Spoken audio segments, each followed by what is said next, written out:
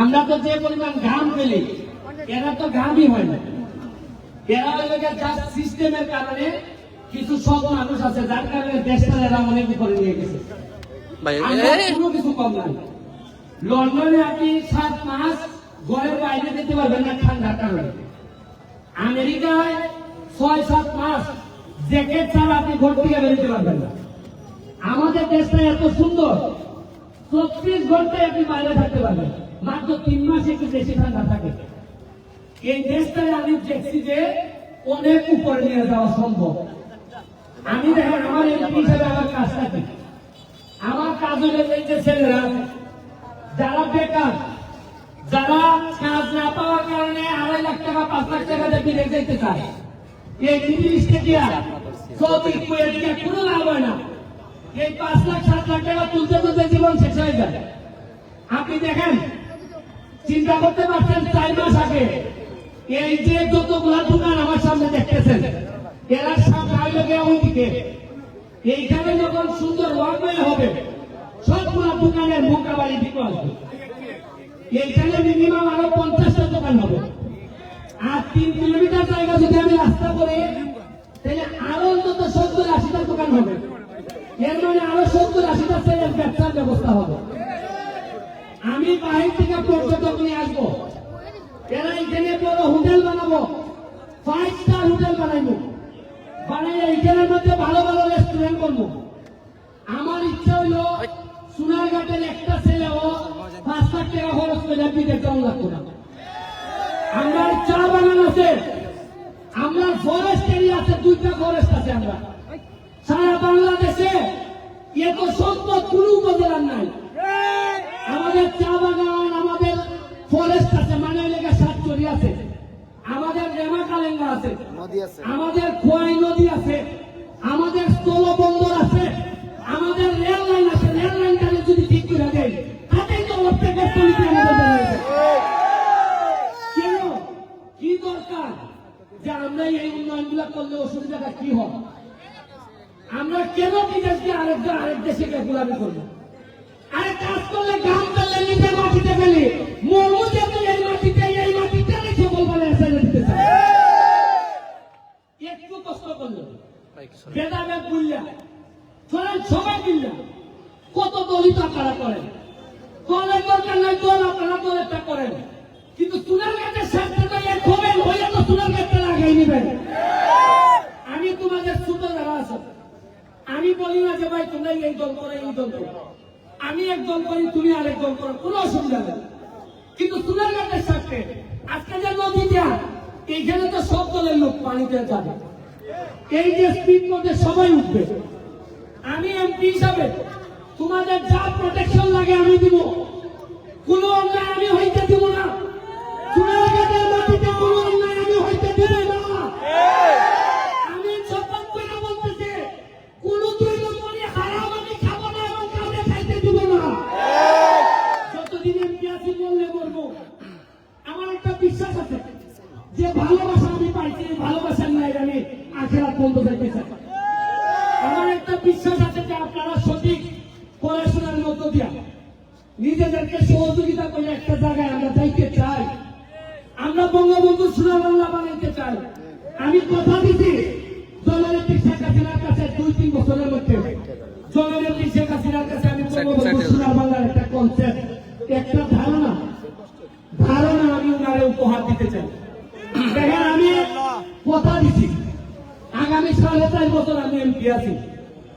আমি যতদিন এমপি থাকবো, আমি কথা দিচ্ছি, আমি পৃথিবীর কোথাও সোনারঘাট, মাধবপুর, সিলেট, ঢাকা, আমেরিকা, আমি কোনোদিন কোথাও 100টা জায়গাও আমি কিনবো না। আমি কথা দিচ্ছি যে জায়গা দূরের কথা, কোনো ধরনের সেভিংস আমার ব্যাংকে থাকবে না। আমি যা ইনকাম করবো ব্যারিস্টার হিসাবে সব, আরে যে এমপি ময়লার পানিতে গোসল করতে শিখছে, এই এমপি আপনারা কোনো কিছুতে ভয় করতে পারবেন না। আরে আমার তো মরার ভয় নাই, সম্পদ হারানোর ভয় নাই।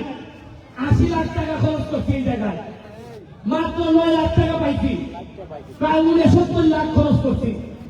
এখানে আমাদের হাতি দুলাল, এই যে তাজুল বাহার, বাচ্চা তোলা এরা যেভাবে 104 দিন 137 দিন সুহাগ বাচ্চা ছেলে, এই যে তালিম বাচ্চা ছেলে, এরা একটা ইতিহাস রচনা করে দিচ্ছে।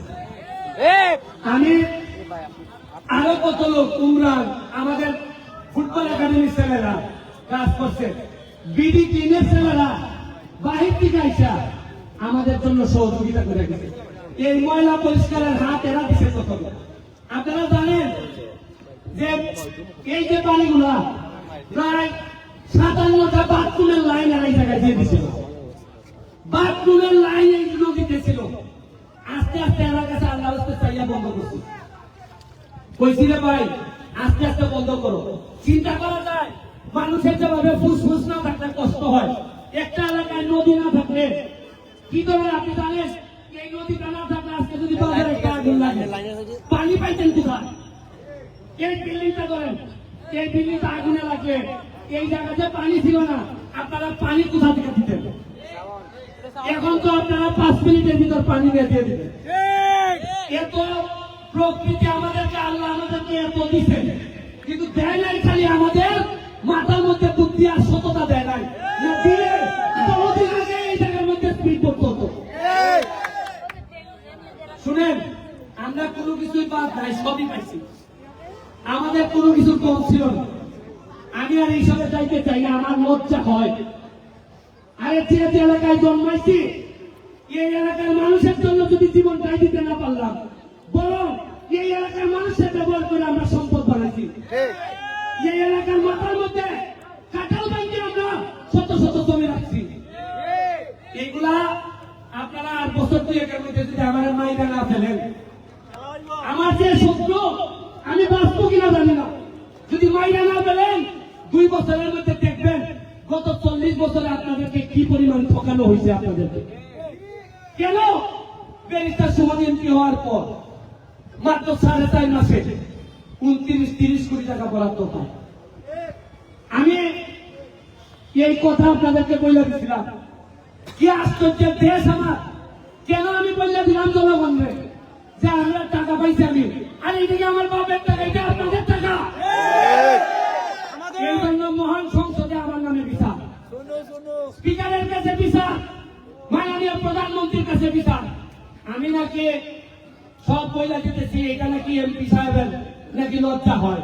আরে লজ্জা তো চুরির হয়, লজ্জা তারা মানুষের হয় না।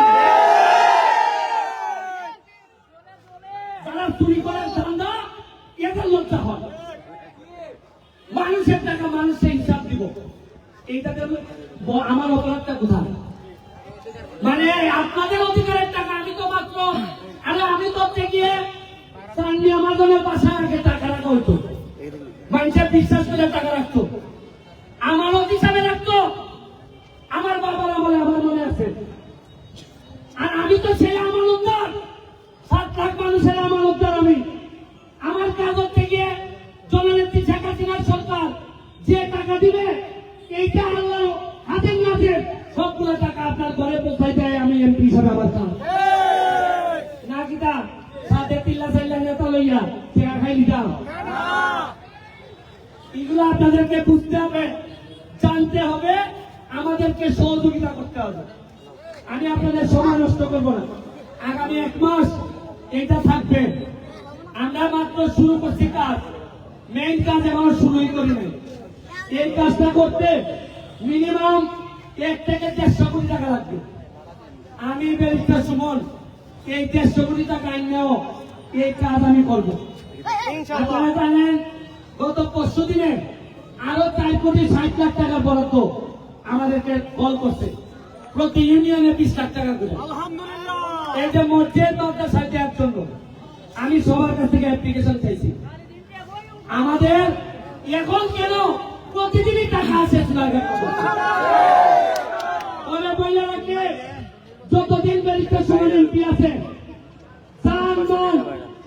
জানমালের সব, আমার কোন ছেলে, আমার কোন লোক না খেয়ে থাকবে না, আমার এলাকার কোন লোকের উপর জুলুম চলবে না।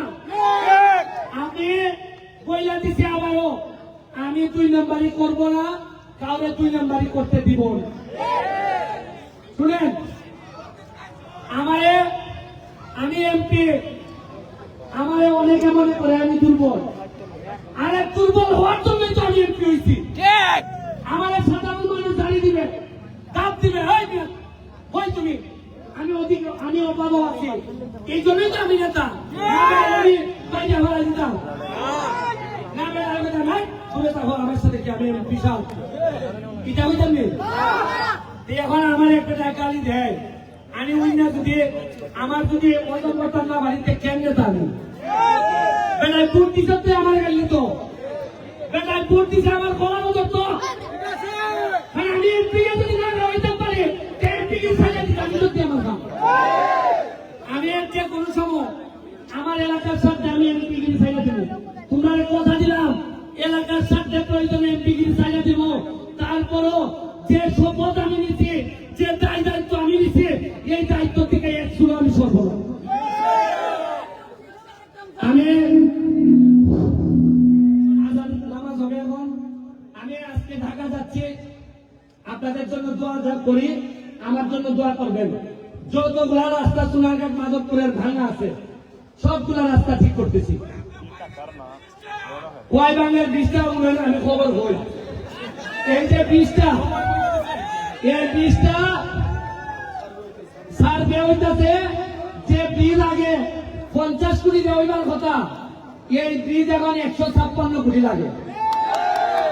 আমি সপ্তাহে একবার হয়ে যাই মন্ত্রণালয় এই ব্রিজের লেগে ফেলি, এই যে ইসারা আমার সহযোগিতা করে এর বাড়ি লেগে, এই যে পটুয়াখালীর চেয়ারম্যান এবং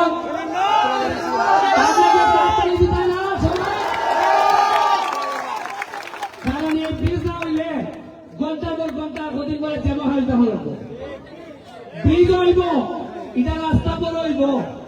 আপনারা চিন্তা করেন না, আমি সর্বোচ্চ চেষ্টা করবো আপনারা হেল্প করার, সহযোগী নয়। জীবনে টেকা তো সব শেষ, এক কোটা জমি আর রাখছি না, ফুলা বলিল বড় হয়ে গেছি, আমার সাথে থাকছে না, মানুষের পিছিয়ে ঘুরতে ঘুরতে আমার গোলাবরি কোন সময় বড় হয়ে গেছি আমি বলতে আমি পারি না। আমার ছোটবেলা বাবার সাথে ছেলে মেয়ে থাকলে যে একটা আরাম আনন্দ, এটা আমি ভাইয়া দেখছি না। সারা জীবন খালি মানুষের পিছিয়ে পিছিয়ে ঘুরছি, আমার তো গেছে সবই। তারপরও বাড়া লাগবে আমার গোলাবরি লেগে না। সোনারঘাটের মাধবপুরের প্রতিটা ছেলে মেয়ে যদি দেখি আমার ছেলে মেয়ের মতো সুবিধা ভাইয়া বড় হইতেছে, এই আত্মত্যাগটা মনে করি আমার জীবনের সার্থক। আমি আপনাদের কাছে দোয়া চাই, আপনাদের কাছে সহযোগিতা চাই। জননেত্রী শেখ হাসিনার জন্য দোয়া করবেন। জয় বাংলা, জয় বঙ্গবন্ধু।